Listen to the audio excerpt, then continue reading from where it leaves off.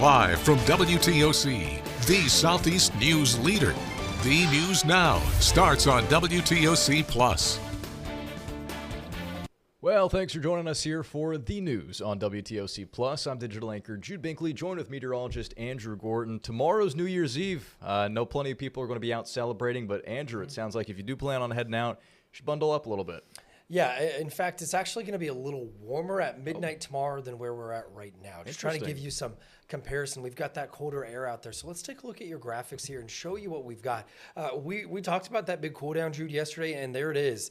A staggering 32 degrees colder for some areas compared to this time yesterday. So with that, a lot of us are in the 30s. Those wind chills are in the 20s and 30s right now. You can see it still feels below freezing on Hilton Head, Tybee. It feels like 29 in Baxley and Statesboro.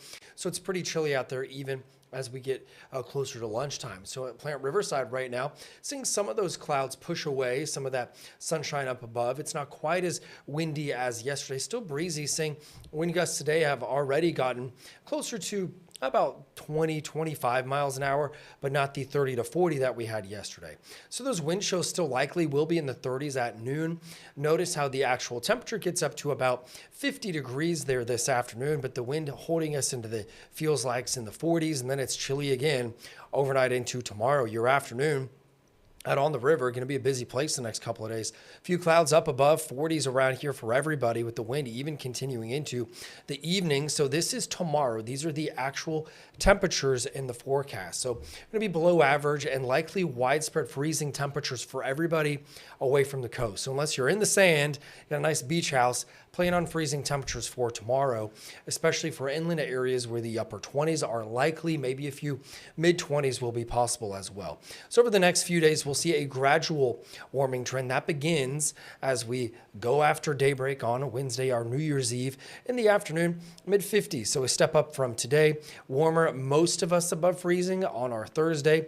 And as mentioned at midnight, likely going to see temperatures closer to 40 degrees, mostly clear and a light breeze out of the west. The wind is always important because if it's too windy, they can't do fireworks. But it looks like it's good for all of the shows across the coastal empire and the low country for this year. It makes my job a little easier. As we look forward over the next few days, we'll see that rain chance really go back up on Saturday. So that's kind of the next big thing after the cold.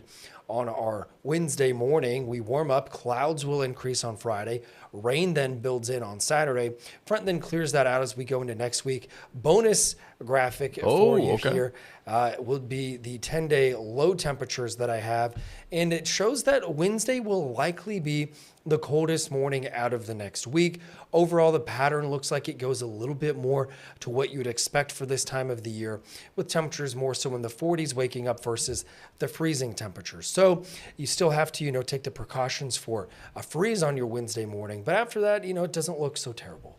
Andrew, I'm curious, I'm fairly new to the area still. Are 40s normal for January? Yeah, 40s are normal. Typically, we're kind of 41 or so in the morning and then low to mid 60s in the afternoon. So this is about as cold as our averages get, but we get into late January and you could have the cold stints that come in because it was the third week of January last year that we had snow in the area. So it's not always, the first week or two of winter that we have the coldest of air.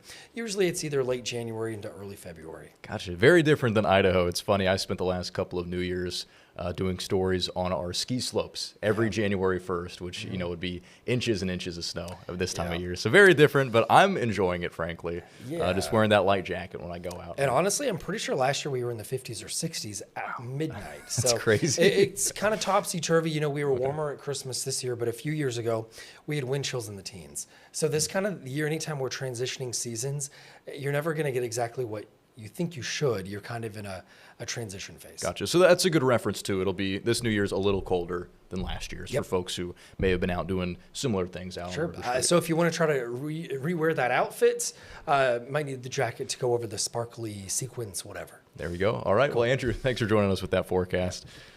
All right, well, we are going to continue with our headlines here on WTOC Plus. The search continues this morning after Chatham County Police say a fugitive escaped from a patrol car last night. We do have a picture of him right here. CCPD, says 39-year-old Robert Butker was last seen in handcuffs wearing a camouflage jacket and camouflage pants. They say he's 5'9" and weighs around 175 pounds with green eyes and brown hair. He was arrested on aggravated assault charges in another area. We should say just about 5 minutes ago, right when the show was starting, we did get an update from the Chatham County Police Department. I've got it pulled up on my computer right now. This is the first time I'm seeing it as well. I'm going to just read parts of it, try to paraphrase a little bit. And we do have some scene video from last night I can throw up. But the Chatham County Police say they are continuing its search for Butker, who escaped last night from custody. Butker was stopped last night by a Chatham County police officer for driving with a trailer that had no tag or tail lights. They learned that he had multiple outstanding warrants from the Liberty County Sheriff's Office and Chatham County Sheriff's Offices for charges that included aggravated assault. He was then taken into custody. CCPD goes on to say around 7:15, the CCPD officer was taking him back to the Chatham County Detention Center, which is on Chatham Parkway near Police Memorial Drive, when they say Butker sprayed a chemical irritant that caused the officer to begin coughing while his eyes and nose began to water. They say the officer parked his patrol car and the automatic door actuator unlocked all of the vehicle doors. Even though Butker was handcuffed, he was able to open the back door and fled the patrol car. And because of his incapacitation from that chemical spray, sounds similar to pepper spray, the officer was not able to chase Butker but radioed for backup. That search began immediately, which included multiple law enforcement agencies as well as canine units, drones, and a helicopter. A perimeter was searched for several hours, and contact was made with his family members, and a house was searched. Again, CCPD says their efforts to capture Butker are ongoing, but at this time he remains at large. They also say a thorough review of his escape is taking place, and anyone with his information on where he is urged to contact either CCPD or Crime Stoppers at 912-234-2020. Again, that is the update we just got less than 10 minutes ago from the Chatham County Police Department. Again, the big thing you should know is this fugitive who escaped from a patrol car last night is still on the run. This all happened near Chatham Parkway on Police Memorial Drive, right next to the CCPD offices.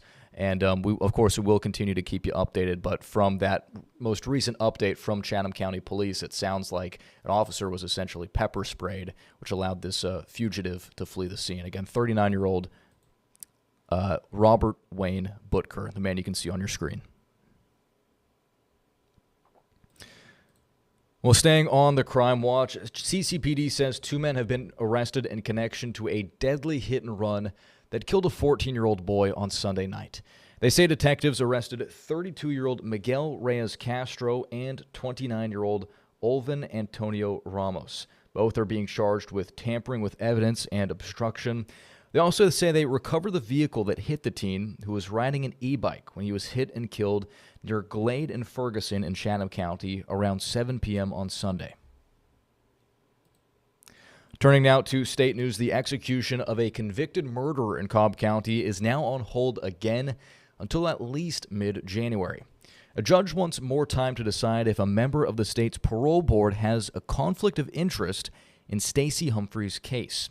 Humphreys had been set to die by lethal injection earlier this month for killing 2 real estate agents back in 2003. Well, if you own a home or are looking to buy a home, there's some new laws going into effect across Georgia on January 1st. The 2 new laws that start in just a couple days give Georgia homeowners more rights when it comes to property insurance and HVAC units. First, insurance companies are now required to give you a 60-day notice before terminating your policy instead of 30 days. This gives you more time to shop for new coverage if you're dropped. And second, an HVAC unit does not need to be registered in order to qualify for a manufacturer warranty, and warranties will now automatically transfer to a new homeowner when the house is sold. We do have a full list of the new laws going into effect January 2026. That's on our website right now at WTOC.com. And moving to news out of South Carolina, a bill that was passed earlier this year regarding liquor liability will be going into effect January 1st. Maitani Orue spoke to businesses about what that means. Local businesses have been forced to close down due to raising liquor liability insurance costs throughout the years. Many here on multiple on King Street that have closed down because of the liquor liability. Roy Neal with El Jefe says his insurance for liquor liability has gone up more than 10% each year. This law combines two bills, the liquor liability from the House and the tort reform from the Senate. In 2026, the bill will give business owners the chance to lower the $1 million liability cap instituted in 2017, which some local businesses are grateful for. Toast is definitely in agreement with the liability law. We're supporting small businesses. While others have a different opinion. Any reform that the state did is helpful. I don't think they went far enough. The way our state is approaching lowering liquor liability insurance costs is by giving businesses the option to implement different ways to keep people safe. One of them is ID screening, which Toast All Day has been doing and seen it work especially with the problem of college students using fake IDs. With digital scanning, that takes out the issues of having a fake ID. They also urge server training. Roy Neal, owner of El Jefe, says it's all about alcohol awareness. You know, you're not going to sell liquor to somebody that's already overserved, and you're not going to sell liquor to people that are underage. The state is also saying if they can keep liquor revenue below 40% and if they stop serving alcohol at midnight, the costs will go down. But Neal says the real problem for the closing of businesses is joint liability. Has one drink at a place and then goes somewhere else and just gets hammered and is irresponsible. Wherever they had a drink is responsible, and that's a little too penal for everybody. The law will start going into effect on January 1st. In downtown Charleston, Maitane Orue, Live 5 News. From social media to artificial intelligence, Georgia lawmakers are laying the groundwork for possible new rules aimed at protecting children online. State reporter Abby Kasource explains what recommendations are being considered. After 5 months of testimony from parents, educators, and mental health professionals, a bipartisan Senate study committee aimed at studying artificial intelligence and social media platforms found that Georgia's laws are keeping up with how children use digital platforms today. We're at a critical point where we can either turn this around or honestly, it's getting ready to get worse. Recommendations include expanding Georgia's bell-to-bell cell phone ban to high schools, limiting addictive design features, strengthening privacy protections for minors, and putting guardrails around AI use in schools. Republican Senator Sean Still says he expects pushback. And we're going to be going into battle with these giant multi-billion, trillion-dollar corporations. Technology companies argue decisions around screen time and AI should be left to families, warning state-level rules could limit innovations and create inconsistent regulations. 17-year-old Lambert High School senior Anakita Haikumar supports limits on AI in classrooms, saying it can reduce critical thinking. Controlled or managed in a way that is not harmful to our environment. Emory marketing professor David Schweidel says that families are often told these choices should be made at home, but many parents don't know what tools or settings exist. You go into a grocery store or a drugstore and want to buy cigarettes. There's a big warning label on it telling you how dangerous this product is. Would people be using social media and AI tools the same way if it came with that big warning label, known to cause mental health problems, may result in death? The committee report won't become law on its own. Instead, it offers a roadmap for potential legislation that might be filed during this upcoming session. Lawmakers will be back here in January, still subject to public input, amendments, and debate. In Atlanta, I'm Abby Kasource.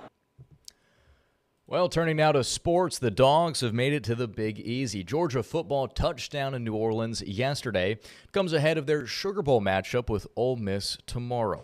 The Dogs are a heavy favorite against the Rebels, but they won't be lacking motivation. Remember, it was Georgia who lost to Notre Dame in this very same game last season. And 1 year later, the team is on the redemption tour with sights set on not just the Sugar Bowl, but the Natty. Yeah, I would say that for sure. That kind of hurt us as a team last year to fall short right here. And then, we've just been thinking about that ever since last year. And, we get the opportunity to redeem ourselves. And I definitely think we're going to be prepared this time. It's definitely added fuel to the fire for sure. Like, on days where it's tough to get it going, you look back, and Coach Hartley's always showing us the video from last year of us walking off the field in the Sugar Bowl last year. So it is good at times to remember those feelings you had from last year. And also worth noting, security will be even tighter for the game 1 year after the deadly terrorist attack in the New Orleans French Quarter. Investigators say a man inspired by ISIS drove through a crowd on Bourbon Street on New Year's Eve. More than a dozen people were killed. This year, the Louisiana National Guard has been deployed to help police keep the area safe. All right, we're just 1 day out from New Year's Eve, and cities around the world are getting ready to ring in the new year. And we wanted to share some unique celebrations happening right here in the U.S. So let's go ahead and start with the capital of country music. Nashville will pay tribute to their roots by dropping a music note. It's 138 feet tall and will drop during the Jack Daniels New Year's Eve live event.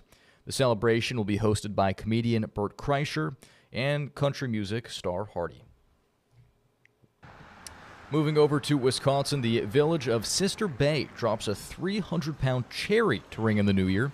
The area is known for its cherry tree orchards and created the cherry drop to attract tourists. And up in North Carolina, a pickle drop will signal the start of 2026. This is in Mount Olive, home of the Pickle Company. The event is a partnership between the Mount Olive Pickle Company and the town's fire department. And this one might take the cake for the wackiest celebration.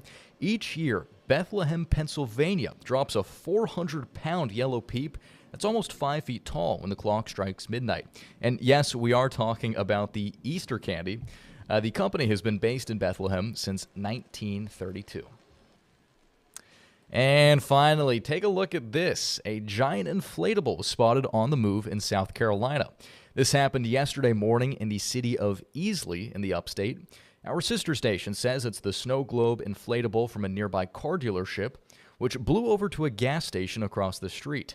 While rolling, you can see the inflatable running into street lights, tumbling over cars, and bouncing off a power line before ultimately deflating over a home. All right, and with that, we are going to wrap things up here for the news on WTOC Plus. Thanks for joining us this morning. We'll be back in just about 40 minutes for another round of stories during the news at noon. And in the meantime, you can always head on over to our website to get the latest updates at WTOC.com. Thanks for watching, and here's Local News Live.